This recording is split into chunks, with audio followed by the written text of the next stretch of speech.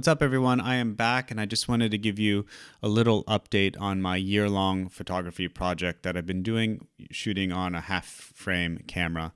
I wanted to show you some of the images that I recently got scanned and developed, and kind of just talk through some ideas that I've been thinking about related to the project, in hopes that they might kind of help you with your own photography projects. I've been thinking about kind of developing a zine from the project, and also going through my images. I've been trying to find a theme for the zine. So my hopes is I can show you some images that I got recently developed and scanned, and kind of talk through some of these ideas that I've been having here. So we'll be looking at some images here. I got some rolls of film developed. I had Ilford HP5. I got some rolls of Ilford XP2, and I also got a roll of Fuji 200 and Kodak Gold, one of each, developed and scanned. So we'll go through those. But first, I want to give you a little bit of context about my year-long photography project. In case you don't remember what it is, I'll also link somewhere in the description below the video that I made on the subject. But basically, I've been, since the beginning of the year, shooting at least a few images every day of half frame on these cameras. I started the project shooting or using the Kodak Ektar H35N, which is a cool little cheap, toy camera. And then I started shooting a few rolls of film on this old camera that I had. This is the Ricoh AutoHalf SL. This has this awesome 35 millimeter f1.7 lens, but it's old and it's kind of unreliable in some ways. And when I started the project, I didn't expect Pentax to release the Pentax 17 camera, which I've been using since basically it was released. So this has been kind of my daily driver for the project. Part of the project is just for me to document life. And so what I wanted to do is, after I got all the images developed and processed and scanned, I would put it on my website, and I wrote a program that would basically randomly pick two images from the entire collection of images and put them side by side on the screen. And you press the button or a space bar, or you refresh the page or something, and it would randomly select two new images from the entire group of images and put them next to each other. Just kind of like this random pairing program that I wrote for my website. I'll publish the page at the beginning of next year, so the beginning of 2025, when the project is done. But so far, I have 1,116 photos scanned into my folder. And what's interesting, I did a calculation, and if I have 1,116 photos and I just randomly select two images, like how many combinations of images would I get with those 1,116 photos? And I would get 622,000 combinations, potential combinations. And that's taking into account the location. Like, so if photo A is on the right and photo B is on the left, that's a combination. And if those images are swapped, that's also the same combination. I mean, there's no distinction there. If it matters what side the image is on, then I have the potential to have over a million, maybe 1,250,000 permutations, they're called. So I think this is really interesting. By the end of the year, I don't know how many photos I'll have, but I'll have the potential to randomly generate, potentially a million different combinations of photos, and that's interesting to me as a project. So let's dive into some of these images now. And I would just say that, my 365-day, my year-long photo project is not anything that big. It's not a kind of huge idea. It's basically me just documenting my life. At the beginning of the year, I had a baby boy, And I started as we went on walks every morning and every evening, just taking a few photographs here and there. So a lot of my images are kind of domestic in nature. I've been at home taking care of my son a lot of the time, so I don't have the opportunity to go out as much as I did before. But that doesn't mean, there aren't opportunities for picture making and picture taking.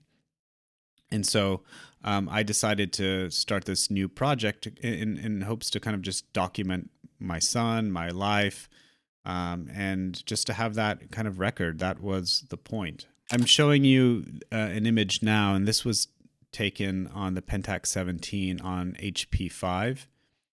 And, these are the types of images that I've been shooting on my walks, just kind of random images of me and my son and the things that I encounter. This kind of project had me thinking a little bit about, the two different types of photography projects that we can work on, right? And this is a reduction, this is a generalization. There are many different types of projects, but in general, you have these two kind of extremes of photography projects. We have these outward facing documentary projects, and then we have these kind of inward facing projects that in the photography community, some people call post documentary photography.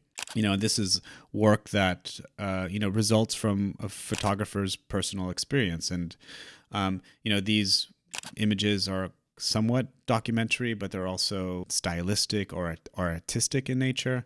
And so these images aren't so literal, right? Outward and inward facing, two approaches to the projects that you can work on. So here's another image that I took on the Pentax 17 with HP5. It's just another kind of selfie, me and my son in the mirror. And I'm showing you the one on the right of the tree. It's out of focus, and it was a mistake on my part, but I think the image looks pretty interesting in an artistic way. This photo was shot on Kodak Gold 200, and I think the cactus might be a little bit underexposed. The image on the left, the shadow, the silhouette of my son in his stroller. As I was looking through some of these images, I started to see a theme develop in some of these images. And so I just started shooting the things that I saw. Here's another one. This one was shot on XP2. As I was looking at this image and some of the others, I noticed a theme develop in my work, in this project work. And the theme is, as you can see on the image on the right, is these long morning or these long evening shadows stretching across the street and in around the neighborhood. And I have quite a few of these. I'll show you some more in a minute. But this got me thinking about, themes in photography projects. And this is a generalization, but, I think that there are two extremes, ways in which people can develop photography projects.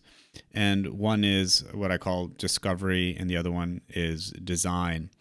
And what I've been doing here basically is I've been looking at my images, and from those images that I've already shot, I've kind of discovered a theme that's been kind of developing in the images. And it wasn't like I intentionally set out to go shoot images of my shadow across the ground. It's just something that I noticed, a theme that I noticed in my work. And that's in opposition to what I call this kind of like design photography project, where, the photographer has a mission, they have a goal, they have a design of a project, and they go out and they execute on that design. Now, projects often don't turn out the way that we anticipate or the way that we want them to turn out, but having that design or having that intention is important in, the resulting images. Whereas with the discovery photographer, they have a body of work that they shot, and they go through that work and kind of tease out or notice themes after the fact. So we have here these two extremes. On the one hand, we have this very intentional design-based photography work, and on the other hand, we have this kind of discovery mode where, the photographer looks back and reflects back upon a body of work, and from that, teases out the themes and the concepts of the photography projects. Mine, I would say, is a little bit of a blend in that I'm out there and I'm shooting every day, and I discovered a theme develop. And now that I've discovered this theme, when I go out on my walks, I'm kind of intentionally looking for them. So mine is a little bit of a blend. Here you can see some more shadow photos here. This is the type of work that I was talking about. The long morning shadow stretched across the ground, me in a shaft of light. I like these two images here of my son, and you probably have no emotional attachment to these images like I do. But I'm showing these to you if I don't blur his face out, which I probably will. I'm showing you these because I just like the way that they look. I like the way XP2 looks. I like the way this camera resolves these images. They're quite sharp and they look good. And this film is pretty nice. I don't know if you can tell on YouTube, but there's like a color cast to these images that looks to XP2 that looks very nice. Here is another image of kind of my son passed out on one of our walks, and on the right, an image of some palm trees and some clouds. And I like this image on the right in particular because it shows you, how good XP2 is as a film, and especially when coupled with the Pentax 17. Here's some more, shadow images. I told you I would show you some more of these, but I just think it's fascinating that, upon reflection, there was a theme there all along, and me in the shadows, and me with my son pushing him in the stroller. Here's an image of, again, my son on his stroller and some cactus flowers, again, shot on XP2. Just beautiful images. Nothing special, but the camera and this film combination are quite good. So I've been thinking also about making a zine from this project, and I guess one of the challenges is that since the project originated as like a documenting my own life kind of project, it's just like me and my walks and my son and my shadows on the ground. Part of the challenge would be how would I, take these images and say something interesting with them, like interesting to other people with them, and not just have a collection of images of my son and the shadows. Is there a way that I can frame the concept of these images in such a way that it's interesting to other people? I think I will be able to do that, but not sure yet. And so I'm kind of waiting to gather some more images, to get some more rolls of film developed and scanned and see what I have there, and make a decision at that point. But if you think this would be an interesting zine project, do let me know in the comments below.